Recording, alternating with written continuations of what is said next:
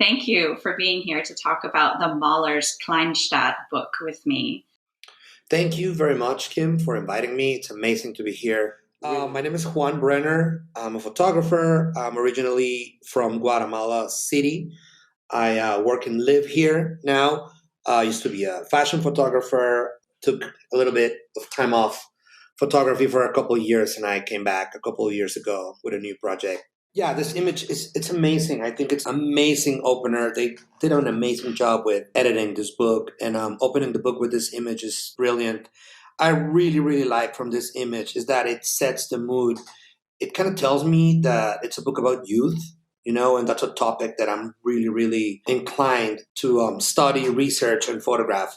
The thing that's so interesting to me about many of these is how much layering is going on in the city. And it's like, it's a very dense kind of town that doesn't feel like American suburbs. And there's a layering of historical buildings and contemporary buildings and construction and people. And that feels so urban to me that it's harder for me to read these as small towns. I'm from Latin America, and the way small towns work here are extremely different as it works in Europe. So the only way you can understand what's going on in this image, for example, is if you have been in a small city in Europe, because for me, my formation comes from thinking about Europe, even a small town in Europe, it's a big city for us. You Mm-hmm. know what I mean? So it's really an amazing exercise to be able to understand these images through only looking at the shapes and looking at what's Mm-hmm. going on there. You know what I mean? And the thing with being from Latin America and looking at a book like this is that this is so far away from our reality. Because I kind of feel like there are cities and like especially suburban situations in the United States of America where you kind of feel connected to Europe. But from my point of view, this is just like a painting almost. It's just like learning like anthropology at some point. Yeah, I love that too.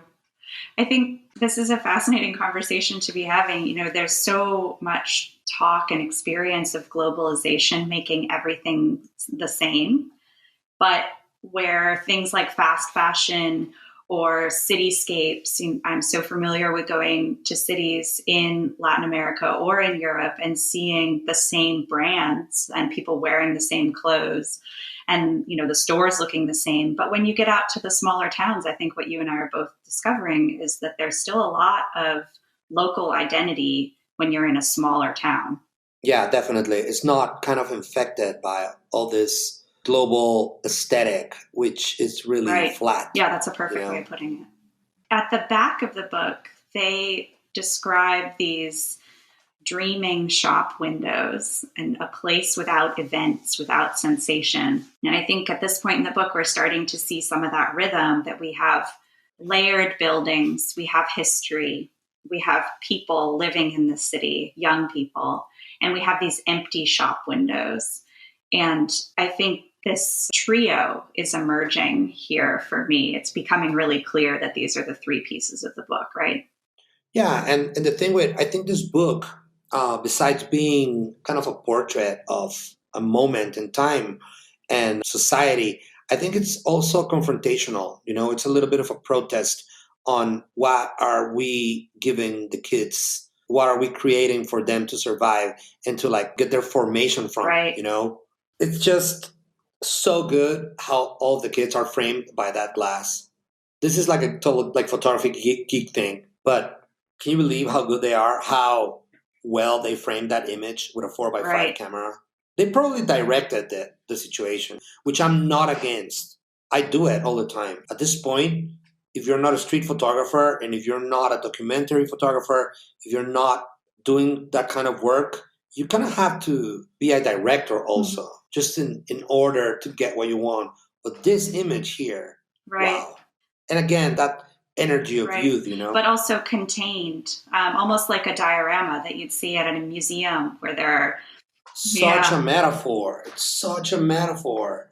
Oh, I didn't think about it. You just killed me right now. It's like that. It's like a museum. It's like stuck in time. Like it's frozen. It's beautiful. Now that we are on this image, this is my favorite image in the book. Hands down, it's my favorite image in the book. It's just such an amazing portrait of youth. And those accidents in the image are so good. Are you and, looking at that little piece of garbage almost, at the bottom right? oh, dude, yeah. And everything, like everything about that image, just the framing. I mean, technicalities. The framing, it's on point. Like lower left corner touches that metal piece. I don't know if that was cropping or if that was framing, but it's just perfect. But then again, I feel like the whole image, it's a portrait of that kid in the center, of the blonde kid with the crazy hair, and how he's looking at the camera. Because besides that, everything else, it's an accident. So I'm telling you, they definitely made sure to have an image of those four kids looking at the camera. But they chose this. And I'm telling you, they chose this because of that kid in the middle. That kid in the middle, it's, for me, it's kind of the whole book in that little face. It's almost evil. Yeah. You know what I mean? It's dry. It's bored. But you know this kid, when he smiles, he's great. Yeah. You know he's like a little like mischievous little kid. He's into something. I think, again, to go to the back cover of the book where they have their statement printed, they say, "We see hope in the eyes of the young ones, the whole world, tightness and closeness like life." And I think we see a lot of that in this image too. There's tightness and closeness, and there's some challenge in that boy's gaze at the camera, and there's some boredom, but ultimately it feels hopeful. Like we can imagine them supporting each other or going on to do other things simply on the strength of their individual characters. And also, they're so stylish. Their eye is so stylish and so keen for like swag. Yeah. Those kids. And the socks. Shoes. I mean, no. This is beautiful. It's a beautiful, beautiful image. My favorite in the book. All right. What's next? I think it's the only time we see older people in the book.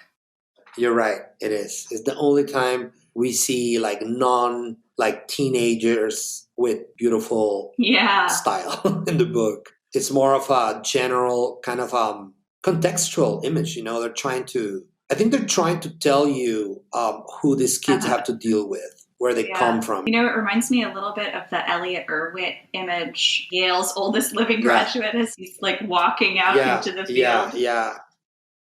If you want to be successful on a project like this, all black and white, you have to be extremely good. Technique is so automatic for them that I think they use black and white in order to blend the images, in order to not have this insane mountains of energy through the book. You know what I mean? I love what you're saying about confidence also, that they have such a good sense of what makes a commanding, compelling picture, that they don't need color to help them along. That's the thing with the Mahlers. It's all about the content, So they don't even need color. Yeah. But then look at her. She's a little bit almost lost or focused on having this connection with whoever is in front of her. Her attention's not on him.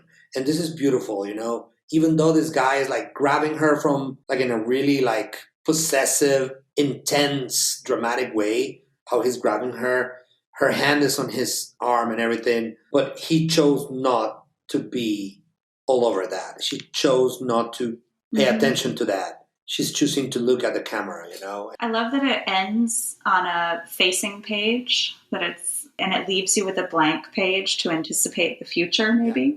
And I sort of think that's what she's looking at. I feel like she's looking out at the future or out of the town. Thank you so much for talking to me about this book. Thank you very much for inviting me. I'm really happy.